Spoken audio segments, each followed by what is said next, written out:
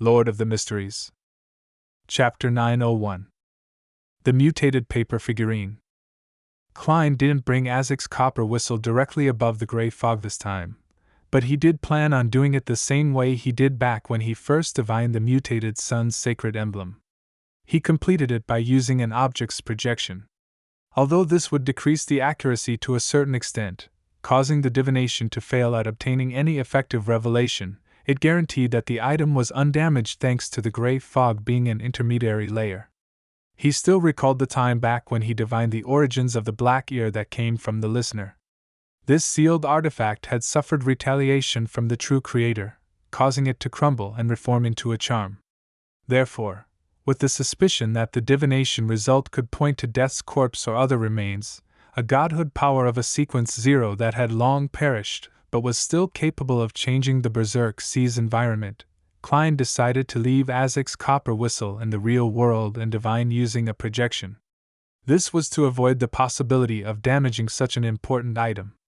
After all, Death and the true creator were at the same level.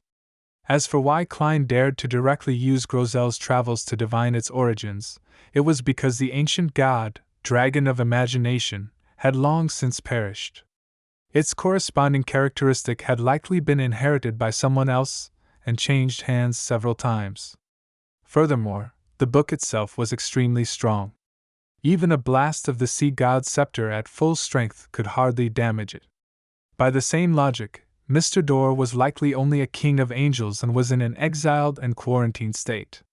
He could only barely send out his ravings, making it impossible for him to deal any actual damage.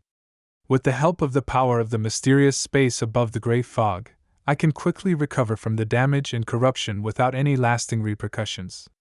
If Isaac's copper whistle were to be destroyed, it would truly be gone.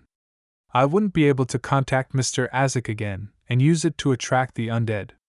I won't even be able to carry it around with me. Klein very calmly and skillfully held the copper whistle's projection and the paper with the divination statement in hand before leaning back into his chair. Half closing his eyes, he chanted softly in a state of cogitation. The reason for this copper whistle's abnormality today. After chanting it 7 times, Klein fell into a deep sleep and entered the dream world. After an unknown period of time, he saw a dark and gloomy mausoleum. He saw a dark-colored staircase that extended downwards and coffins placed around it. The coffins were all open with dead bodies in them. On their backs grew white feathers that were stained with pale yellow oil. Even in the dream, Klein found the scene abnormally familiar, as though he had once seen it before. At that moment, he seemed to smell the putrid smell of rot and hear the slow breathing of some object. He felt that the darkness in the mausoleum was thickening, giving him an acute feeling of deathly silence. Suddenly, ravings that were both loud and soft sounded at the same time. The corpses in the coffins with white feathers on their backs floated up together, and using their half-rotten and half-pale faces, they looked out of the dream. With his heart skipping a beat, Klein lost control of his heart, as though it was grabbed by invisible hands and was ripped straight out of his chest. During this process, his dream collapsed into fragments as it returned to nothingness.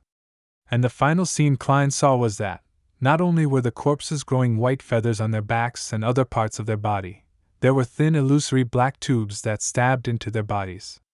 They extended deep into the mausoleum where an endless cold, sinister, black fog emanated. The black fog slowly contracted and expanded, producing panting sounds. When the commotion from this scene landed in Klein's eyes and ears, the color in his skin rapidly drained. It left his skin rotting and overflowing with pus.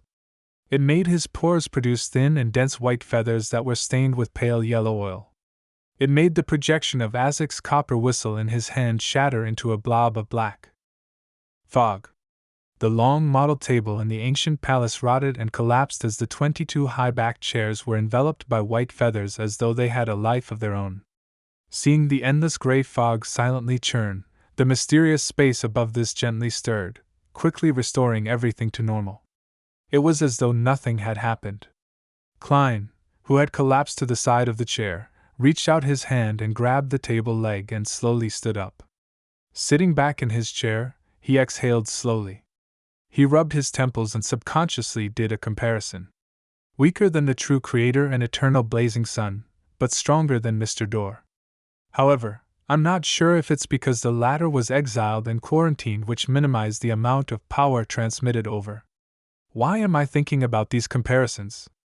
It's not like I'm their match. It will still be the same even if I become a demigod. Unfortunately, I didn't directly see the object hidden in the black fog, otherwise, I might be able to obtain some potion formulas or mysticism knowledge. Klein felt a baffling sense of regret as he cast his gaze to the side of his chair. He saw an illusory black fog floating there. It was the remnants after the shattering of the projection of Azek's copper whistle. There's no sensation of strength, which means it can't be used as a charm. What is its use? Klein thought of something else as he summoned a backup paper angel from his junk pile and cast it onto the illusory black fog. The moment the two made contact, they immediately fused together. The paper figurine quickly turned black and appeared serene and quiet. On its back grew white feathers that were stained with pale yellow oil. Such a change was only maintained for a second. The paper figurine returned to its original state, but it didn't seem corporeal, as though it was half illusory. Apart from that, there were feather-like patterns that covered the paper figurine's back. What can this be used for? Klein made the mutated paper figurine land back in his palm. He didn't dare to use divination to determine its effects, afraid to see the scene from his dream before, allowing the now prepared object from deep inside the black fog to invade where he was. After repeated checks, Klein used his knowledge in mysticism to determine something. This doesn't contain any powers itself, but it's substantially unique. Perhaps it can create special effects that are related to the undead domain when used as a paper figurine substitute or paper angel. It's like my adventurer's harmonica. Although it doesn't contain any strength, it can summon a messenger with great strength. Klein immediately put away the mutated paper figurine and began interpreting the scene from his dream. Black mausoleum, open coffins, corpses with feathers on their back, black fog emanating deep inside. These revelations seem to point towards death, or something important that death left behind. Or perhaps it's a certain product of the numinous episcopate's artificial death? Right, why did I find what I saw familiar? Klein carefully recalled and quickly found an answer. He had seen a similar scene in a particular divination a long time ago. That time, the contents of his divination was the result of hiding matters related to Mr. Azek from the Nighthawks. Back then, he had seen two scenes in his dream. One was of himself falling into a sea of blood and being pulled out by Azek. The other was them finding themselves in a dark and gloomy mausoleum, looking as though they were searching for something. Klein had once tried interpreting it, believing that the first scene represented him in danger and being rescued by Mr. Azek. The second scene represented them exploring a mausoleum or somewhere that symbolized a mausoleum together. The former had been verified during the meteor that came falling from the skies in Backland. The latter finally revealed clues today. Could it be that the place that Mr. Azek and I will be exploring is the mausoleum that I just saw? But this mausoleum is very dangerous. The object in the deepest part of the black fog has a very high level. It's only slightly weaker than true deities. Furthermore, it's filled with malevolence. Klein knitted his brows bit by bit, believing that their exploration together wasn't naturally a good thing. This made him believe that it was necessary for him to stop Mr. Azek. However, he also suspected that the divination scene he saw couldn't be avoided. Otherwise, a worse outcome would happen in a dramatic way of having destiny unfold. At least during my first divination, there was only the exploration scene and no appearance of danger. Perhaps there's a way to circumvent it. This might be why seers are often so vague. At times, being too clear might backfire. Klein planned on vaguely mentioning his dream without providing any interpretation when he met Mr. Azek again and allowing him to share his views. After making up his mind, Klein leaned back and looked at the dome of the magnificent palace before vanishing from above the gray fog. Light, shattered light and the pure light of dawn, emitted from the elder of the six-member council, the other demon hunter, Wait Chermut's body. It dissolved the white feathers that grew out of the pores of his skin as he suppressed the subsequent squirming of his flesh and blood. His arm muscles swelled as he pulled the bowstring of the dragon's slaying bow, allowing silver electric bolts and the dawn of light to mesh into a dazzling arrow. The arrow flew out and instantly reached the altar, which was piled with monster skulls. It hit the heavy, iron-black coffin. Silently, the arrow's beam dimmed and vanished without leaving any effect. No, the area around the altar was turning darker and more gloomy. Inside the iron-black coffin, a sound that resembled bones rubbing against each other sounded. "Why?